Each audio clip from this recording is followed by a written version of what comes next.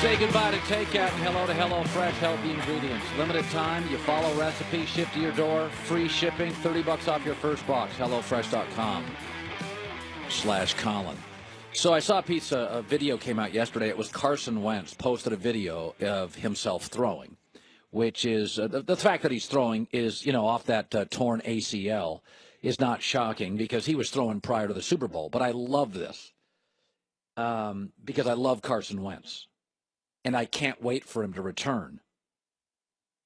Mostly because I will no longer have to talk about Nick Foles. Okay. Nick Foles, Case Keenum, Blake Bortles.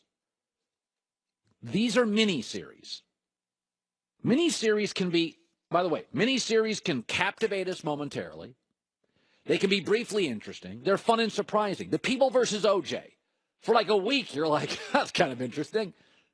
You do get that Carson Wentz's Game of Thrones. Don't confuse briefly entertaining and briefly successful and briefly captivating Case Keenum, Nick Foles, with Sopranos, Game of Thrones, Breaking Bad, MASH, Law and Order, Seinfeld. Those are franchises that last often a decade. They make the producer rich, the director rich. It's generational income for all the actors. It makes the studio rich. It changes the stock price of a company.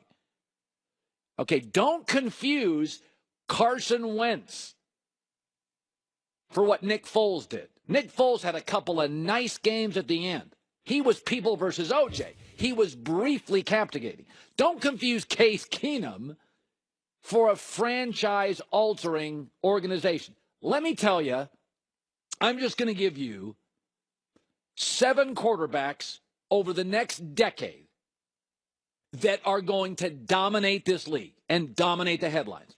Now, this is 10 years, so Brady will be gone, Breeze will be gone, Big Ben will be gone. Okay? These are franchise guys, and I'll call my shot right here. In the next decade, these 7 quarterbacks will dominate this league. Andrew Luck, Carson Wentz, Russell Wilson, Sam Darnold, Aaron Rodgers, Derek Carr, and Jimmy Garoppolo. Aaron will not play for 10 years, but I would imagine 6 to 7, and he'll win a Super Bowl or 2 potentially. Now that Brady's out, Breeze will be out, Big Ben will be out. Okay. Now, I didn't put Deshaun Watson in because he's had 2 ACLs, one at Clemson, one in Houston. If he gets another, he's not the same player. So I think he's really good, but we got 2 ACLs entering his second year in the NFL, and I am absolutely concerned he gets a third. He is not the same player. But, I mean, this Nick Foles thing won't go away. Don't confuse a briefly captivating miniseries, People OJ, with Breaking Bad and Law and Order. Like, when I watch Carson Wentz throw, it gets me all worked up. This is an all-time franchise, stock price, commerce-altering guy. Whitlock has gone crazy on this Nick Foles thing. The world went crazy on Case Keenum. I like Kirk Cousins. He's not a franchise-altering quarterback. He's a talented guy that'll have a bunch of good guys around him. But I love this video. Do we have the Whitlock going nuts? Oh, God, he's been selling Nick Foles. If I don't have to do another Nick Foles segment, I'll die happy. If I'm Nick Foles, you can't get me to training camp unless I'm the starter somewhere with a starter contract. Now, if Philadelphia wants to make me the starter and pay me like a starter, I'm good. But if they don't, I'm not showing up. Maybe I'm just a more loyal employee than you.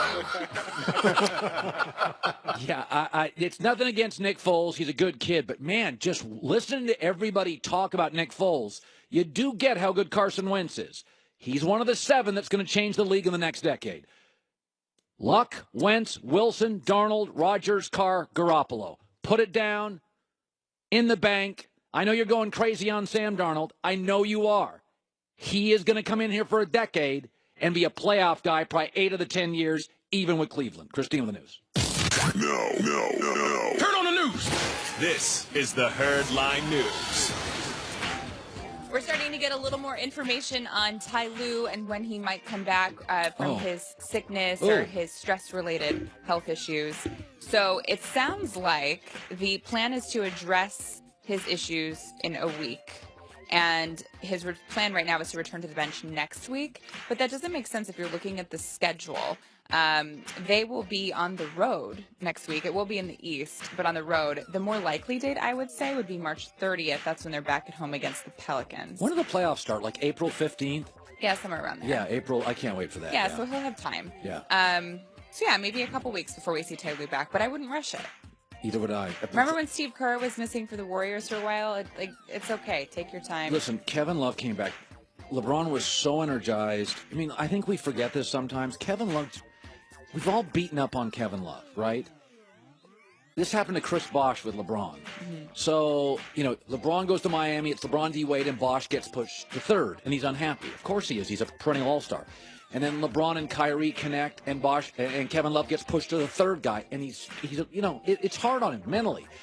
Like, now he's the number 2 with LeBron. You watch him last night, and you're like, if Kevin Love is allowed to shoot and be the second option, he knows he's not LeBron. LeBron was so energized. Kevin Love was only played in that game for a handful of minutes and was wildly productive. So I think Cleveland's fine. I mean, I watched them last night against the Milwaukee team, and I was like, damn. Like, when Kevin Love knows, dude, you're the second option, he's a different player. You think they're fine? Oh, I think they're third. Yeah, look at their schedule. They're going to finish third in the East, open with the Sixers, and they're going to blow them out. Blow Philadelphia out. Okay, but what out. about the second round? Well, then it'll face, Washington, who's never won a big series? I mean, seriously. Well, depending on how it all lays out. I mean, do you trust Toronto? I don't. Do you trust Kyrie Irving and Al Horford? Yes. And that's it? Yeah. I don't.